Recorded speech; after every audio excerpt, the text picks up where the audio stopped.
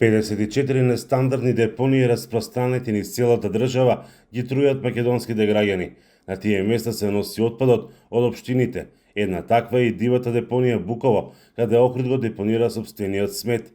Иако се наоѓа на 20 на километри оддалеченост од градот, чарот и неподносливата миризба речиси постојано го чувствуваат и охриѓени и жителите од околните населени места. Сите рокови се пробиени. Депонијата функционира над 50 години. Според регионалниот план, локалниот план за управување е кажано дека максимум може да биде експлоатирано до 2025 година. Буково досега требаше да биде најмалку во процес на санирање. Сите сме сведоци во летниот период како Охрид се загаден, кога имаме доста гости, кога треба да е најчист, таму се постојано таа чади. Многу едноставно може да се најде некој решение или некој професионалист во светот за што е решен.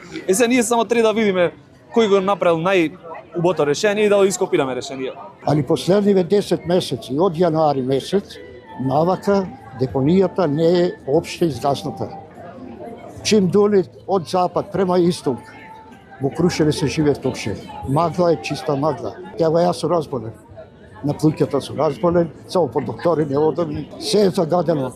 Водата што пијаме е загадена. А според препораките на УНЕСКО, депонијата Буково и Струшката дива депонија, која се наоѓа на само 100 метри од влезот на градот, требаше да бидат затворени до 2020 година. Депонијата е полна со отрови. Таа ги загадува подземните води, ја загадува почвата. Реките кои што се сливаат, минуваат од таму, се сливаат во Охридското езеро.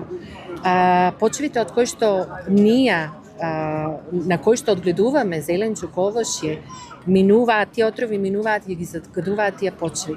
Депониите не за џабе насекаде се.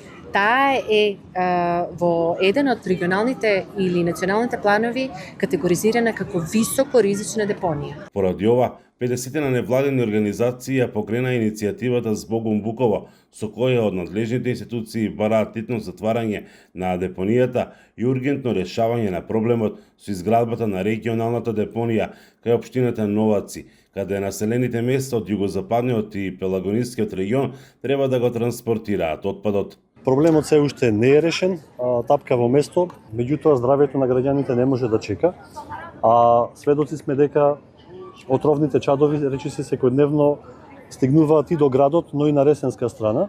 Со мирен собир и со собирање потписи граѓаните го искажаа своето незадоволство од актуелната состојба. Некои дојдоа и од други градови за да се потпишат на петицијата. Депонијата Буково, откако јас работев како новинарка, поминати се 30 години е приоритет да се среди и да се направи нешто по-добро, по-здраво, уште не е направено. Зошто прашувам? Како е можно 30 години да не е решен овој проблем? Некој сакам да одговори. Заради тоа што тоа не засега сите. И тие што се на власт и тие што не се, сите дишиме ист воздух. Градоначалникот на Охрид Кирил Пецаков најавува интензивирање на процесот за изградба на регионална депонија. Тој процес сигурно ќе трае околу 4 до 5 години, зборувам со се генерално средување на состојбите во Буково. Од Министерството за животна средина велат дека за регионалната депонија биле обезбедени средства преку заемот од Европската банка за обнова и развој од околу 30 милиони евра.